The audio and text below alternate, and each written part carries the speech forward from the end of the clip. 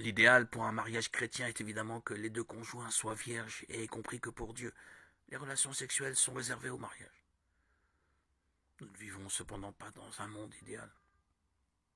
Une personne issue d'une famille chrétienne qui se sera préservée depuis son enfance voudra peut-être épouser quelqu'un qui n'aura été sauvé que vers les 20 ou 30 ans, voire plus tard, et apportera avec lui dans son mariage un passé vécu selon les normes de ce monde.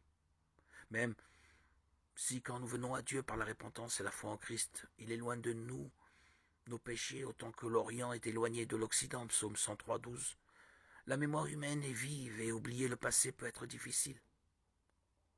L'incapacité à pardonner et à oublier les erreurs du passé de son conjoint aura clairement une influence négative sur le mariage. Avant d'épouser une personne ayant eu une vie sexuelle dans le passé, il est très important de comprendre que le pardon et le salut sont une grâce, c'est-à-dire une faveur, un don non mérité. En effet, c'est par la grâce que vous êtes sauvés par le moyen de la foi. Et ça ne vient pas de vous, c'est le don de Dieu. Éphésiens 2, 8, 9.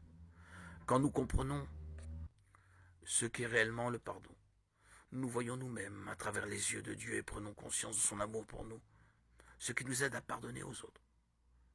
Pardonner, c'est passer au-dessus du passé de l'autre, pour le voir comme une nouvelle créature. 2 Corinthiens 5, 17. Christ est mort pour ses péchés, et le conjoint potentiel doit maintenant décider s'il est prêt à vivre avec le souvenir de ce péché. C'est là qu'on passe de la théorie à la pratique. En matière de pardon, cela aide toujours de voir notre propre passé comme Dieu le voit. Le péché sexuel est une offense contre lui, mais pas plus que le mensonge, la tromperie, les pensées mauvaises, le tabagisme et l'ivrognerie, l'impatience, l'orgueil, le refus de pardonner. Qui d'entre nous est sans péché et peut jeter la première pierre? Avant de venir à Jésus-Christ, nous sommes tous morts en raison de nos fautes. Mais Dieu nous a rendu la vie par sa grâce. Éphésiens 2, 1, 5. La question est, pouvons-nous pardonner aux autres comme Christ nous a pardonné? Le pardon est le manque du chrétien authentique. C'est sa marque, c'est le sceau qui lui a été donné, qui fait de lui qu'il appartient à Christ. Le chrétien se doit de pardonner, comme Jésus nous l'a enseigné.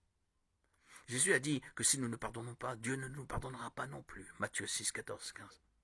Il ne voulait pas dire que pardonner aux autres permet d'obtenir le pardon de Dieu. Nous savons que nous ne sommes pas pardonnés que par la grâce de Dieu.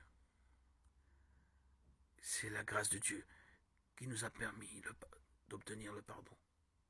Car nous sommes pécheurs par notre nature charnelle.